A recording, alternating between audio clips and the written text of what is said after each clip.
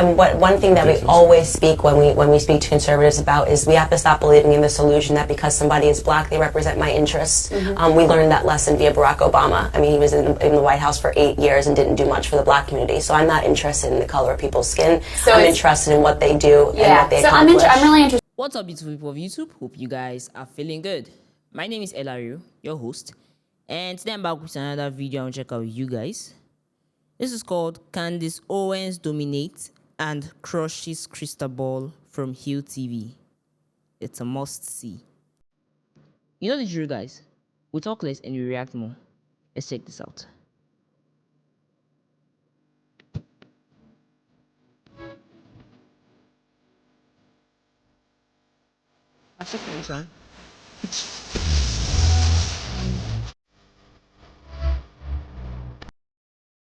Attempted bomb attacks come in the final stretch of what has been a highly contentious election season, nearly 2 years after the 2016 election.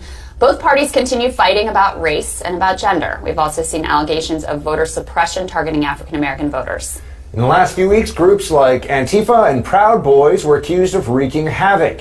And we still have a couple weeks until Election Day. Joining us to talk about the intense state of politics right now, we have Charlie Kirk, founder and president of Turning Point USA, and Candace Owens, Turning Point's communications director. They're in Washington to meet with the president. Welcome to you, too. Can I just first ask, what is this event, and what are we going to be seeing the next couple of days here in D.C.?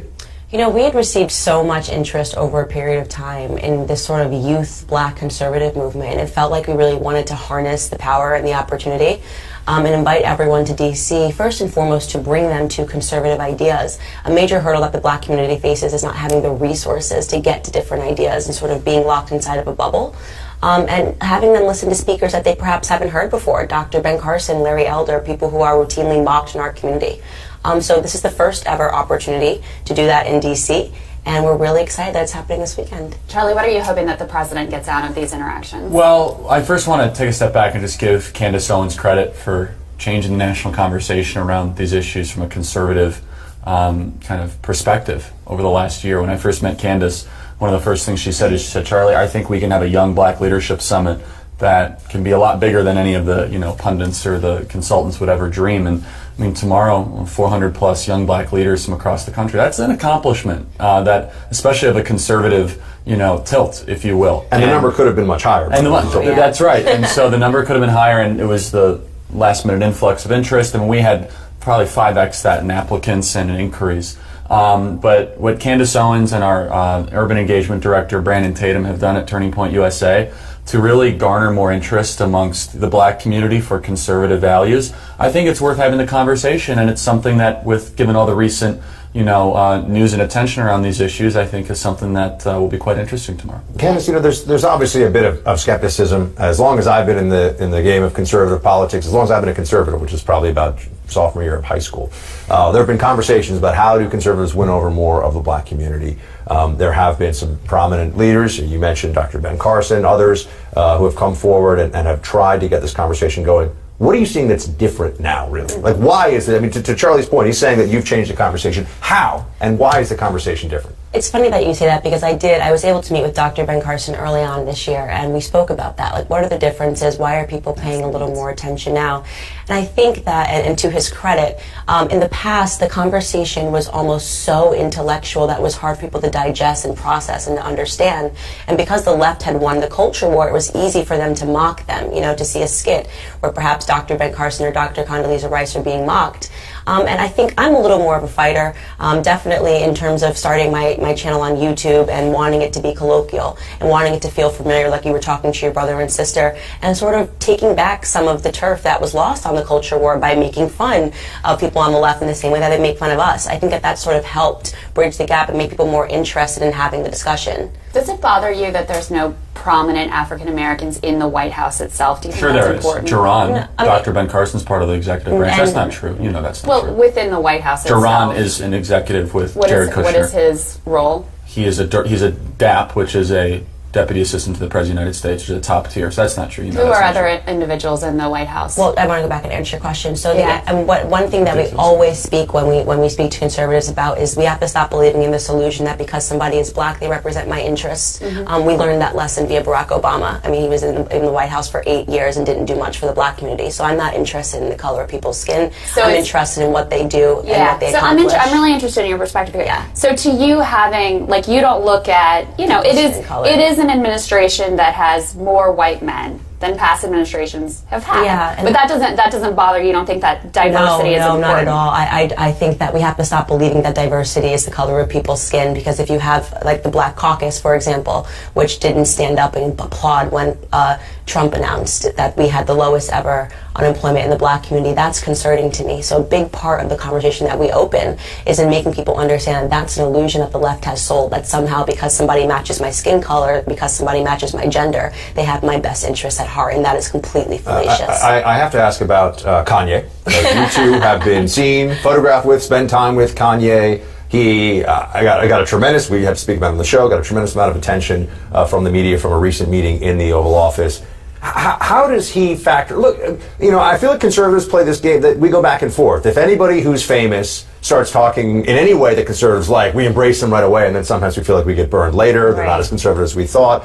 Kanye has such a huge megaphone. He's obviously somewhat of a controversial figure as well, based on what he said in the past. Charlie, just to start with you, how does he play into all this other than, I want to hear from both of you on this, but how does he play into all this other than just getting a lot of attention? You know what I mean? How is he changing the conversation? I'll be the first one to admit, I was your typical macroeconomic loving kind of conservative individual that wasn't part of the culture that, you got a high paperback in your bag. I know what I mean. I became a conservative based on reading Free to Choose and Ludwig von Mises.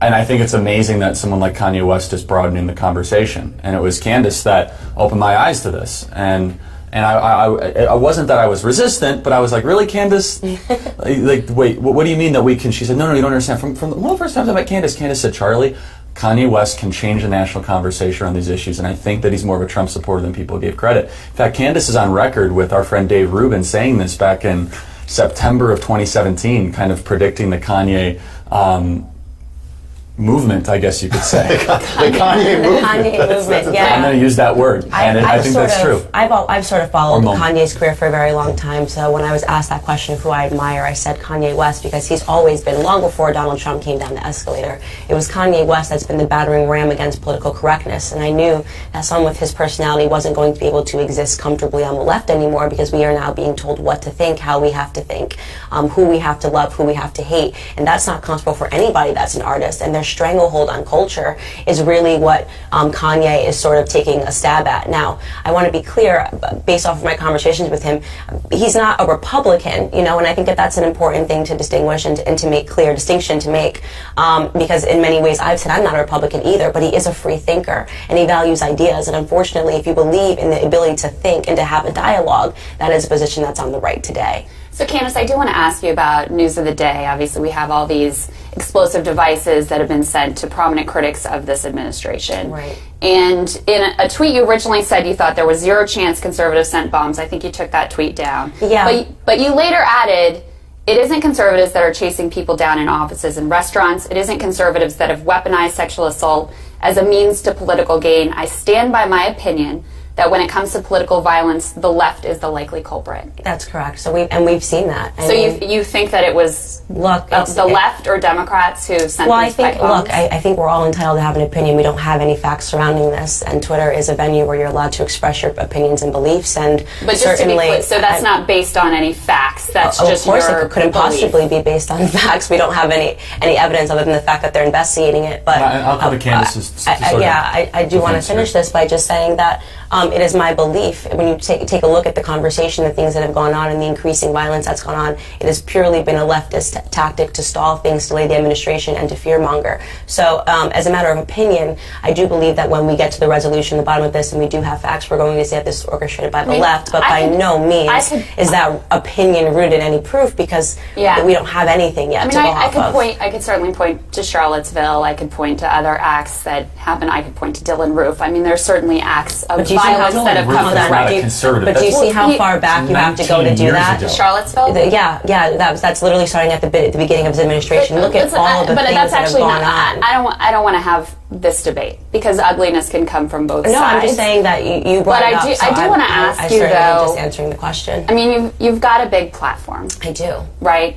And you have a powerful voice. Thank you. And kudos to you for creating that. Thank you. How do you view the responsibility that comes with that? I view the responsibility of just being a person that maintains my ability to have an opinion, that I express an opinion, and no means that I say that I have just found the facts and this is related. Yeah. And I always You said reserve there's the right. 0% chance. Yeah. I said I'm going to go out and Conservatives say sent that bombs. there is a 0% chance that this was sent by conservatives. I find all the things that are going on, the caravan of illegals, the packages that are being sent, And you Brett think the Kavanaugh's and just to confirmation. clarify, you think the caravan too was I organized find by it to Democrats? be incredibly suspicious timing, so that they are meant to get to the border on the day of the election. Again, this is not rooted in fact, but you do have to understand I am very much entitled to my opinion, and Twitter is my platform. Candace, I And have one. I have just one more. Just one more here, because I wanted to get to know you before you came on, and I'm really interested in your perspective because I sure. think you're a fascinating person. Thank you. There was another tweet that said the Democratic Party is comprised of racist white liberals. That is correct.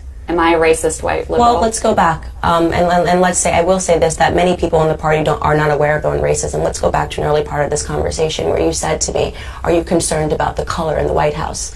Why would you ask me that question? Because you speak about black issues. No, but And I want your why would you ask me? perspective Well, on let's it. get to really the nucleus of this. Why did you ask me that question today? Because I'm Why did you feel interested that I in your needed to be perspective. concerned about that?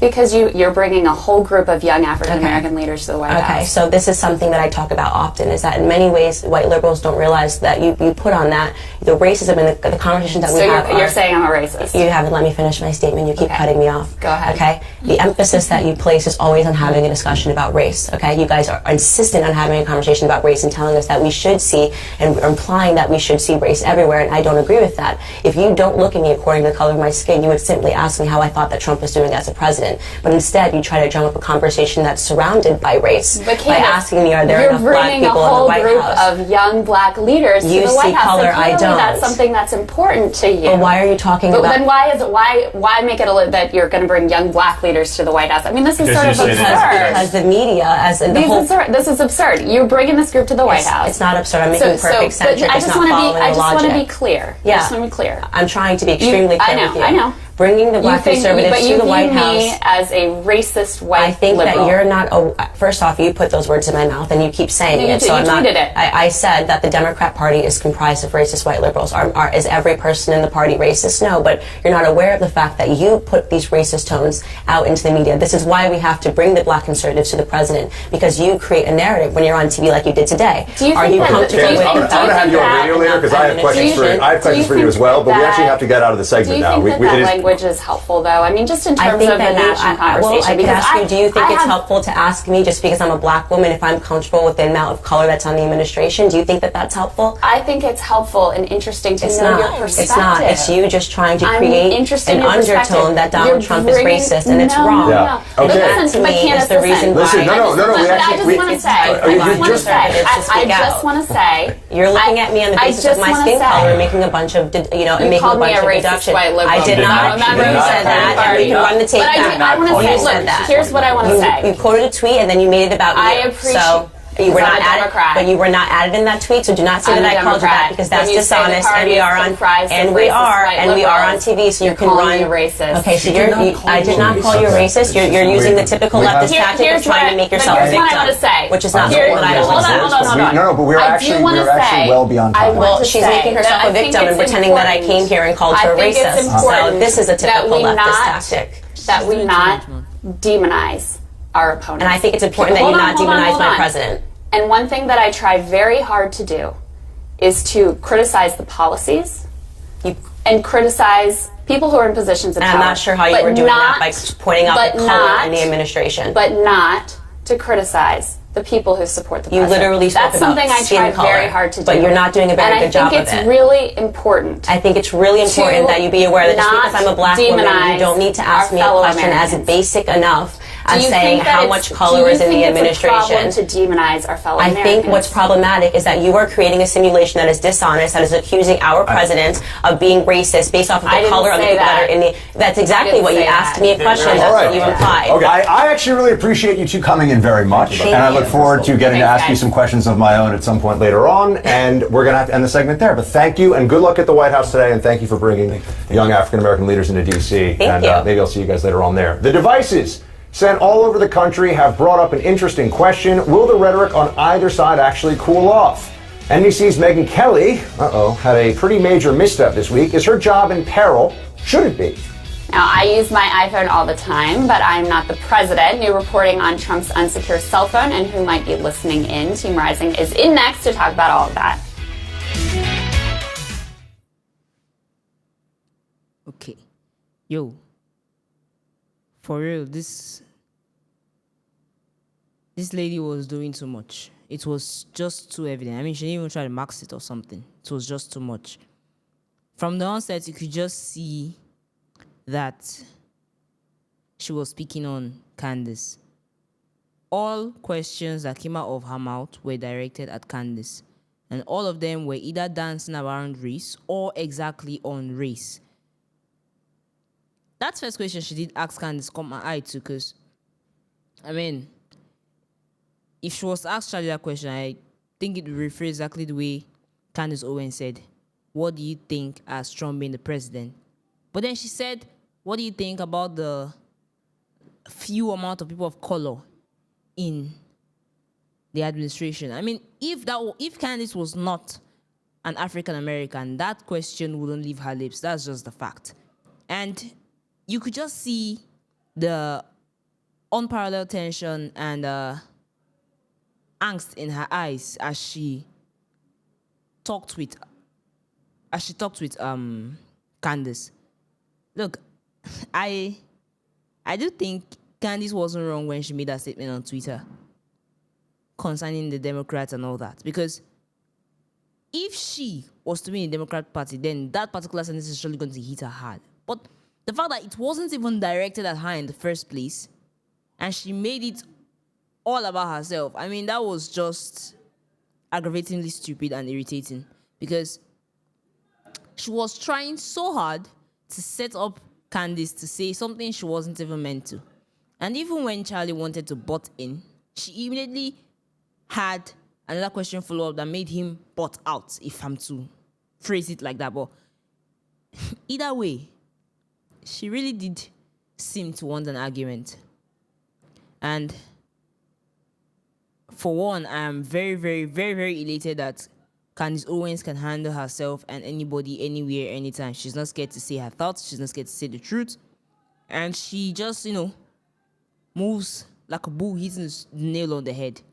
Very, very, very eloquent and very, very nice.